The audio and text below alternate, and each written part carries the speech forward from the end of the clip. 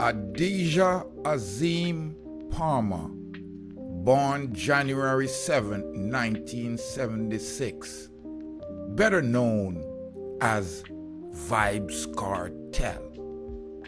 Now, this video is about the different phases of Vybz Kartel and his transition from a melanated man into a light-skinned person and to the top of the Jamaican dancehall industry. As Vybz Kartel started his career as a writer alongside Bounty Killer and the Alliance crew, he gained success in the dancehall industry as his lyrical ability shined. He is known as the Teacha World boss. But we're not talking about his talent in the industry. We're talking about his talent in a transformative way.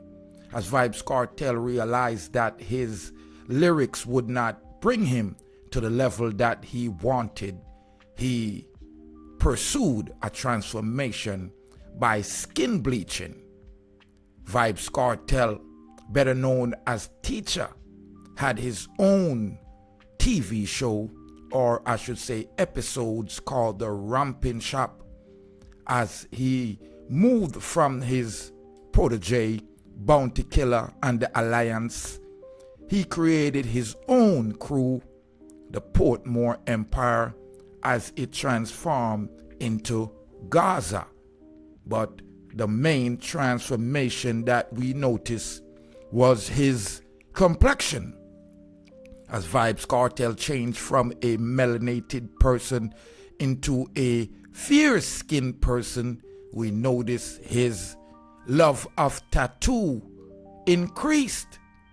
Now, at this point, we heard his rivals, such as Mavado, call him out on his skin bleaching, but it appears that the fans of the dancehall industry did not mind, because Vybz Kartel continued to deliver lyrical #1 hits in the dancehall, in the diaspora. So his complexion and his drastic change did not matter to the fans. So the many faces of Vybz Kartel continued as he increased his tattoo. He was later rumored to have been in, abusive actions against his crew. As the Gaza crew split, Vybz Kartel continued on his upward trend in the industry worldwide. As you see, his complexion has totally changed, even his facial demeanor and structure. It appears that the chemical, the mercury, started affecting Vybz Kartel from this moment, as we know that the mercury that's on the market in Jamaica is about 1,500 times more potent than the prescribed. Now, as time went on, Vybz Kartel continued to his upward rise in the dancehall industry as he collaborated with artists, as his music continued to hit the world market.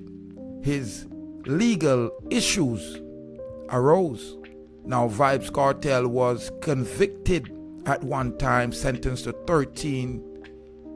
life in prison and 25 without the possibility of parole. He then garnered the ability to gain his exoneration by appealing at the Privy Council.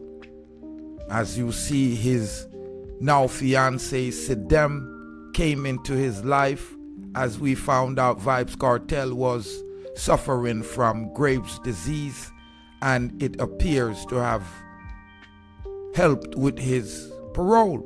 He's now free of all charges, as the Privy Council exonerated him and send back the case back to the local courts.